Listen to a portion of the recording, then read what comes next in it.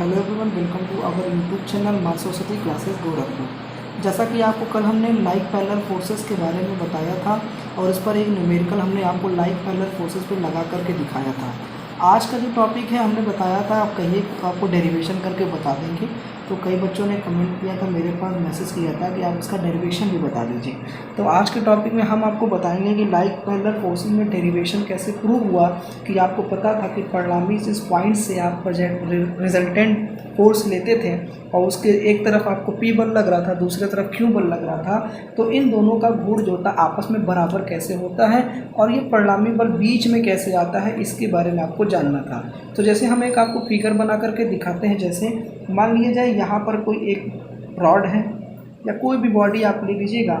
इस बॉडी पर अगर बाय द वे एक बल आपका P काम कर रहा, दूसरा बल आपका Q काम कर रहा, तो हम आपको दिखाते हैं। मान लीजिए आपका एक बल जो आपका है वो कौन काम कर रहा है, P, और दूसरा बल जो आपका काम कर रहा है उसका नाम है आपका Q। तो ये आपको Q मान लिया और इस बल का मैंने नाम क्या मान लिया, P। आपको दिख रहा होगा दो बल काम कर रहे हैं। तो अब दो बल में मैंने बताया था लाइक पैरेलल फोर्सेस में ये होता है कि जो परिणामी बल होगा, जो रिजल्टेंट फोर्स होगा, इन दो बलों के बीच में होगा। कहाँ होगा ये नहीं पता, पर इन दो बलों के बीच में कहीं ना कहीं होगा। अनलाइक के बारे में अलग बताया था, इसको मैं प्रूव करके दूसरा दिखाऊंगा। पहले आप लाइक पैरेलल फोर्सेस के बारे में जाने आखिर बीच में कैसे आता है। जरा देखिए, आपको करना कुछ नहीं होगा। एक डेरिवेशन के लिए आपको करना क्या होगा, अपनी तरफ से कुछ एक रचना करनी पड़ती है। रचना क्या है जरा इसके बारे में जानिए। यानी कि याद रखिएगा, अगर हम विपरीत, जैसे अगर इस पॉइंट को अगर हम ए मान लेते हैं, जैसे अगर आपने इस पॉइंट को माना ए और इस वाले पॉइंट को अगर आप मान लेते हो पी, तो अब इस ए पॉइंट पर हम करते क्या हैं, एक बराबर मान के बल लगाते हैं। यानी यहाँ पर एक फोर्स लगाते हैं एस नाम का, और सेम वही कंडीशन आप इधर भी करते हैं। एक बराबर मान के एक बल आप इधर लगा देते हैं। तो जब बराबर मान के दोनों तरफ से विपरीत दिशा में बल लगाए जाएंगे तो इस बॉडी पर कोई प्रभाव नहीं पड़ेगा। आपको पता है कि जाहिर सी बात है, जब इधर भी अगर 10 न्यूटन के बल लगे, इधर से 10 न्यूटन के बल लगे और विपरीत दिशा में लग रहा है, तो ये बल डिस्ट्रॉय हो जाएंगे, खत्म हो जाएंगे। तो हम ऐसा इसलिए कर रहे हैं ताकि इस ए पॉइंट पे दो बल काम करने लगे, एक बल P और दूसरा बल L। और इस वाले आपके बी जो पॉइंट है, इस पॉइंट पर एक Q बल काम कर रहा और एक आपका S बल काम कर रहा। तो आपको करना क्या है, जानना क्या है। तो जाहिर सी बात है इसका कोई ना कोई एक परिणामी होगा। तो जाहिर सी बात है हम इस परिणामी बल, इसको यहाँ पर अगर हम मान लें कि यहाँ पर आपका परिणामी बल RA है, और अगर हम मान लें यहाँ पर इसका परिणामी बल आपका यहाँ पर क्या है, RB है, मतलब B पॉइंट से होकर के गुजर रहा है। ये RA परिणामी और ये RB परिणामी। तो जाहिर सी बात है लॉ ऑफ पैरेललोग्राम से आपने जाना होगा, किसी भी कण पर या किसी भी पिंड पर अगर दो बल कार्य कर रहे हैं तो इन दोनों बलों का जो सदिश होगा परिणामी बल के बराबर होगा। तो यानी कि Q और S का जो सदिश होगा वो RB के बराबर होगा, और इन दोनों बलों के बीच में होता है, ये आपको पता है। और ये भी इन दोनों बलों के बीच में होगा, मिडिल में नहीं। बीच का मतलब वो कहीं भी हो सकता है, बस इन दो बलों के अंदर होगा। तो आपको रचना में जानना क्या है, अब इस परिणामी बल की क्रिया रेखा को अगर हम आगे की तरफ बढ़ा दें और इसे इधर वाली परिणामी रेखा की क्रिया को अगर हम आगे की तरफ बढ़ा दें, तो देखो जहाँ पर ये काट रहा है, जिस सेंटर G पर काट रहा है, तो ये कौन काट रहा, परिणामी तो काट रहा है। तो यानी अगर हम देखा जाए इसी बलों के आपका जो समांतर अगर हम यहाँ एक लाइन खींच दें तो आपको नजर आ रहा होगा कि ये जो आपका RG पॉइंट है, देखिए जो परिणामी आपका बल है, मेन जो परिणामी जो आपका R है, वो कहाँ है, आपके P और Q बलों से होकर के ही गुजर रहा है। जाहिर सी बात है जब इसे आप आगे की तरफ बढ़ाओगे, इसे भी आगे की तरफ बढ़ाएगा। जब भी ये दोनों परिणामी आपस में कटेंगे तो जिस बिंदु पर कटेंगे वही आपका R होगा, जो मेन परिणामी होगा। वो आप देख रहे हो P और Q के बलों के कहाँ पे मिल रहा है, बीच में मिल रहा है। और ये आपको पता, अगर P बल नीचे की तरफ, Q बल नीचे की तरफ काम कर रहे हैं, दोनों बल एक समान दिशा में नीचे की तरफ काम कर रहे हैं, तो इसका जो ये मेन परिणामी R होगा वो भी कहाँ, नीचे की तरफ आपका होगा। तो आपको नजर आ गया, ये प्रूफ आपने देख लिया कि P और Q के बीच में ही परिणामी बल R होगा। पर ये कोई जरूरी नहीं कि ये जो पॉइंट आपका O दिख रहा है या G, जिसे मान लो अगर आप इसे O मान लेते हो तो इसे G मानो, या इसे G, इसे O आपके ऊपर है। तो अब आप जरा देख रहे होगे कि ये कोई जरूर नहीं कि AO और OB आपस में बराबर हो, कोई जरूर नहीं। अब जरा देखिए, अब आपको करना क्या होगा, अब यहाँ पर हमको थोड़ा सा दिमाग लगाना होगा। अगर बाय द वे आपको पता होगा ये वाला जो एंगल आप अगर ऐसे थीटा मानते हो, तो ये एंगल आपका भी कितना होगा, आप जरा देखो, ये और ये भी एंगल आपस में क्या होंगे, दोनों बराबर होंगे। अगर ये एंगल आपका मान लीजिए, अगर ये एंगल जो आपका है अगर वो फाई है, तो आपको पता होगा ये एंगल भी आपका कितना होगा, फाई होगा। आपको ये समझ में आ रहा होगा कि ये कैसे, भाई संगत कोण आपस में क्या है, बराबर हैं। आपका भाई यही तो लाइन एक सीधी रेखा ऐसे गुजर रही है, तो ये एंगल और ये एंगल आपस में क्या होंगे, बराबर होंगे। अब ये इन दोनों एंगल आपस में जब बराबर हो गए तो अब जरा देखो अब करना क्या होगा। अब जरा ध्यान दीजिएगा, हम बात करते हैं त्रिभुज ए ओ जी में, यानी हम किसकी बात करते हैं, त्रिभुज ओ ए जी में। और त्रिभुज इसी के साथ ये दोनों आपके जो है आपका सर्वांगसम त्रिभुज होगा।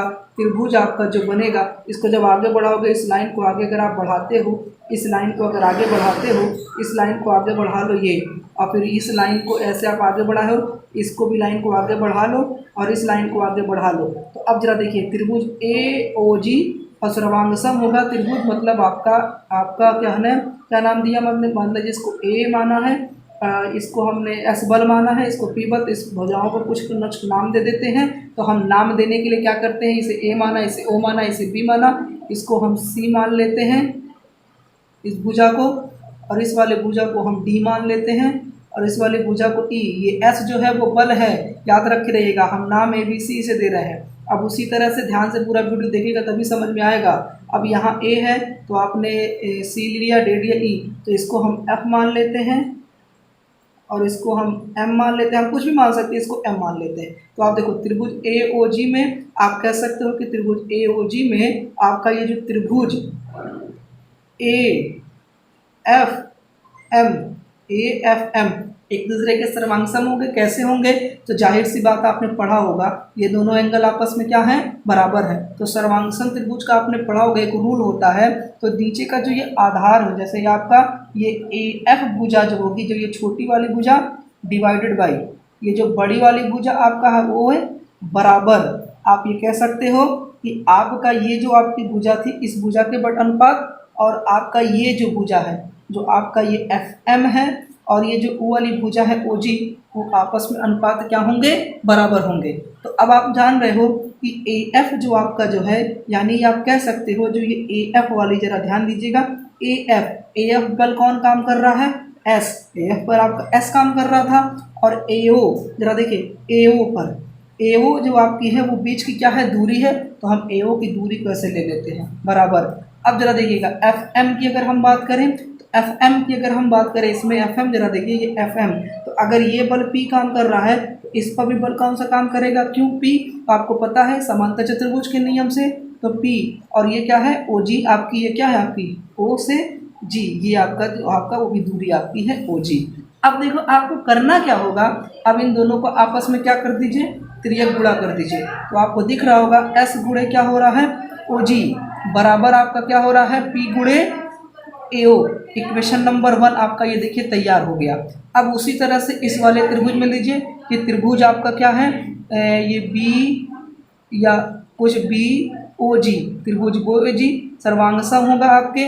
ये किसके होगा, जरा देखिए ये छोटा वाला जो त्रिभुज है, अब ये आपने मैथ में पढ़ा होगा, ये त्रिभुज आपका बी ई और इसका हमने नाम दिया है डी। तो अब जरा देखिए इसमें भुजाओं का अनुपात ले लीजिए। तो हम क्या करते हैं, हम यहाँ पर पहले आप ले लेते हैं भुजाओं के अनुपात में, हम ले लेते हैं किसी भी भुजा को आप उठाकर पकड़ लीजिए, तो हम लेते हैं आपका ये आपका बी ई बटा छोटी भुजा इस बड़ी भुजा, इसका अनुपात बराबर। अब जरा देखिएगा इसके बाद ये वाला जो आपका है ई डी, अब ये जो भुजा है, अब ये जो भुजा है इस ओ जी के अनुपात के बराबर होगी। अब जरा देखिए बी ई भुजा पे जो बल काम कर रहा एस ओ बी, जरा देखिएगा ओ बी यहाँ से यहाँ तक परिणामी से इसकी दूरी है, ये ओ बी आपका हो गया बराबर। अब जरा देखिए ई डी, आपको पता है समांतर चतुर्भुज से अगर ये क्यू बल है तो इस पर भी कितने बल काम करेंगे, क्यों गुणे क्या हो जाए बटा से ओ जी। अब इनका भी क्या करेंगे, त्रियक गुणा करेंगे। तो आपको दिख रहा होगा एस गुणे ओ जी बराबर क्यू गुणे क्या हो गया, ओ बी। अब जरा देखिए इक्वेशन 1 और इक्वेशन 2 में जरा देखिए एस गुणे ओ जी उस गुणे ओ जी आपस में ये दोनों एक तरफ का लेफ्ट साइड बराबर है, तो हम लिख सकते हैं equation 1 equal to equation number 2। अब जरा देखिएगा आप लिख सकते हो P गुणे ए ओ बराबर Q गुणे ओ बी। ये देखिए आपका प्रूव हो गया। तो हमने एक सवाल लगाया था, ध्यान से देखिएगा। सवाल जब हमने लगवाया था, बताया था आपका, जरा देखिए, एक हमने न्यूमेरिकल आपको कल दिया था इसी टॉपिक पर।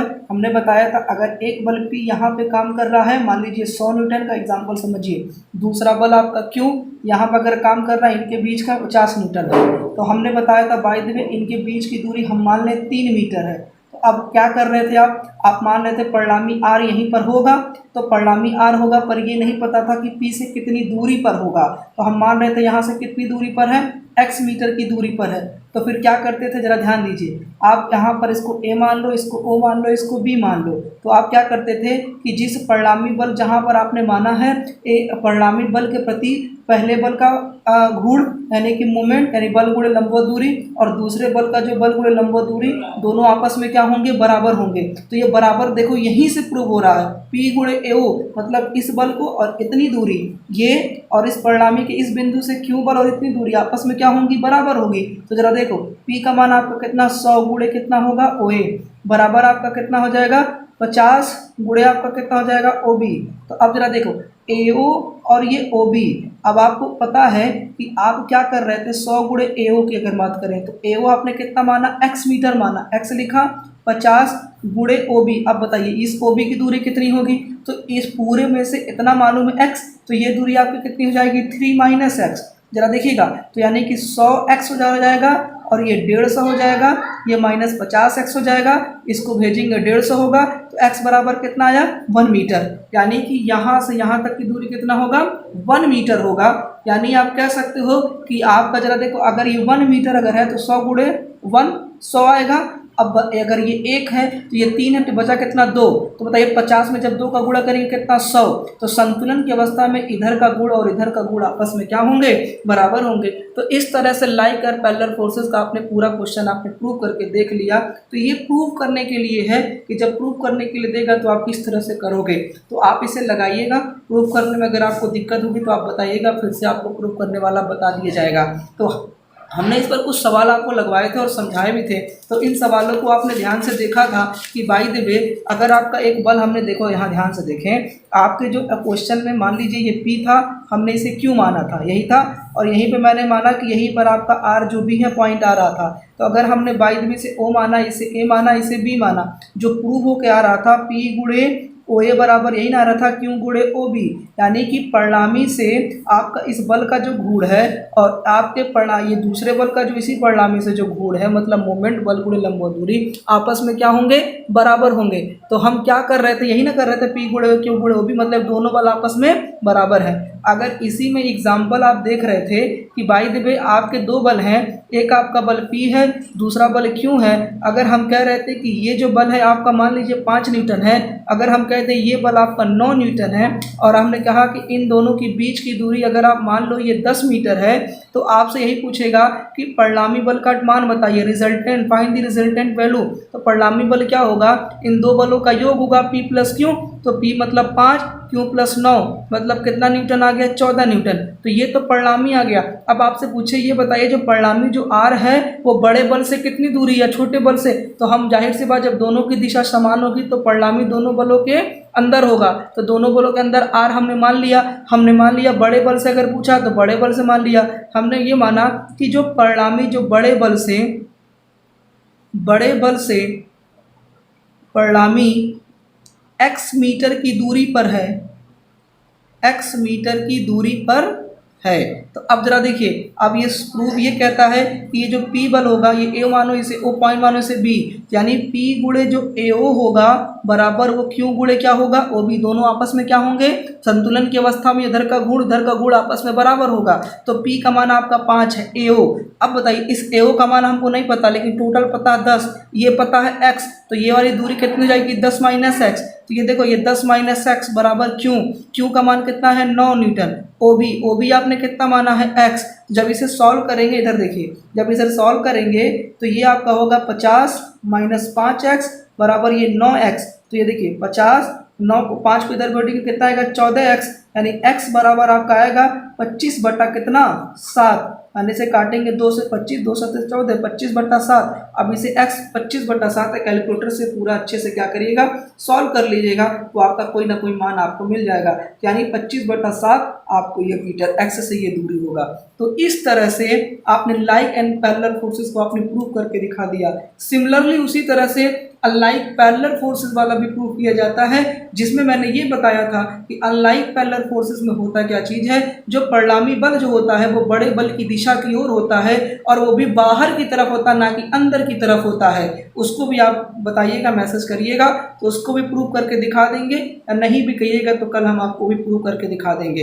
तो फिलहाल ये आपकी आज की क्लास का जो लेक्चर नंबर 10, ये 10वां लेक्चर था जो आपका कंप्लीट हो गया। अब आपका देखिए एक लेक्चर के बाद, आपका 11वां लेक्चर खत्म होने के बाद आपका जो थ्योरिकल पार्ट्स जितने भी थे वो पूरे कंप्लीट हो जाएंगे। अब केवल इस टॉपिक पर केवल न्यूमेरिकल बच जाएंगे।